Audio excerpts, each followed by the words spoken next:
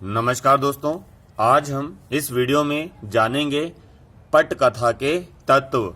आपने कहानी के तत्व देखे होंगे या सुने होंगे या फिर पढ़े होंगे, उपन्यास के पढ़े होंगे आपने, ठीक है ना। नाटक के एकांकी के तत्व पढ़े होंगे आपने, परंतु आज हम इस वीडियो में पढ़ेंगे पटकथा के तत्व, ठीक है ना। तो पटकथा के तत्व कितने होते हैं? 3 होते हैं। इनकी जानकारी होना आपको अति आवश्यक है, क्योंकि इससे संबंधित प्रश्न मध्य प्रदेश की 11वीं कक्षा में पूछा जाता है, ठीक है ना।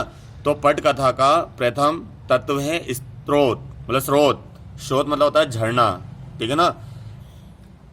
पटकथा तैयार करने के लिए सर्वप्रथम चाहिए कोई कथा, ठीक है ना। अगर आप नाटक की या फिल्म की कोई कहानी लिखते हैं तो उसके लिए क्या आवश्यक है? कथा प्राप्त करने के साधन को ही स्रोत कहते हैं, ठीक है ना। कथा प्राप्त करने के साधन को ही क्या कहते हैं? हम स्रोत कहते हैं। ये कथा, कहानी, किस्सा क्या संबंधित हो सकता है? ये बाइबल संबंधित हो सकता है, जातक कथाओं से संबंधित हो सकता है, कृष्ण से संबंधित हो सकता है, राम से संबंधित हो सकता है, या फिर हमारे सामाजिक आसपास जो घटनाएं घट रही हैं उनसे संबंधित हो सकता है एक कहानी, किस्सा, ठीक है ना। कथा प्राप्त करने के साधन को स्रोत कहते हैं। घटना, समाचार, काल्पनिक कहानी, ऐतिहासिक, व्यक्तित्व, सच्चा किस्सा, उपन्यास, कहानियां, कथानक ही पटकथा के स्रोत हैं। यानी कि हमें पटकथा कहाँ कहाँ से प्राप्त होती है? ये समाचार से प्राप्त होती है। काल्पनिक कहानी जो हमें दादी ने, नानी ने सुनाई थी, वो भी हो सकती हैं। ऐतिहासिक यानी राजा रानी से संबंधित भी कोई कहानी किस्सा हो सकता है। व्यक्तित्व, स्वामी विवेकानंद, महात्मा गांधी, लाल बहादुर शास्त्री, इनके व्यक्तित्व से संबंधित कोई कथा हम ले सकते हैं। कोई सच्ची घटना से संबंधित हम पटकथा ले सकते हैं। जैसे मेरी कॉम फिल्म आई थी, आपने देखा होगा मेरी कॉम फिल्म। जैसे बाबा साहब अम्बेडकर एक नाटक आया था, जैसे झांसी की रानी एक नाटक है ना, तो हम सच्चा किस्सा भी उठा सकते हैं। उपन्यास, ठीक है ना, जैसे परिणीता उपन्यास है, देवदास उपन्यास है, इसके ऊपर भी हम नाटक बना सकते हैं, मतलब कहानी लिख सकते हैं पटकथा की। कहानियां, किस्से, कथानक ही पटकथा का स्रोत है, समझे। तो हम यहाँ से कहानी ले सकते हैं, पटकथा ले सकते हैं, और उसको हम फिल्म में उतार सकते हैं, पहले पर्दे पर उतार सकते हैं। दूसरा है स्वरूप या विषय, ठीक है ना।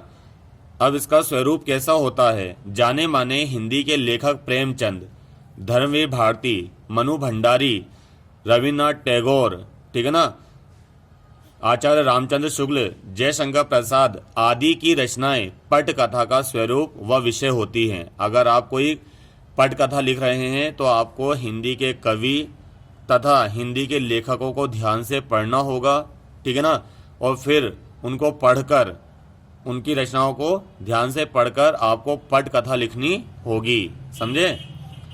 कामयाब नाटक, उपन्यास पटकथा का विषय बन जाते हैं। यानी कामयाब नाटक, उपन्यास पटकथा का क्या बन सकते हैं? विषय बन सकते हैं। जो प्राचीन कवि हैं, लेखक हैं, ये क्या लिख कर गए हैं? नाटक लिख कर गए हैं, उपन्यास लिख कर गए हैं, कहानी लिख कर गए हैं, एकांकियां लिख कर गए हैं, ये ही क्या बन जाते हैं? आगे जाके पटकथा बन जाते हैं।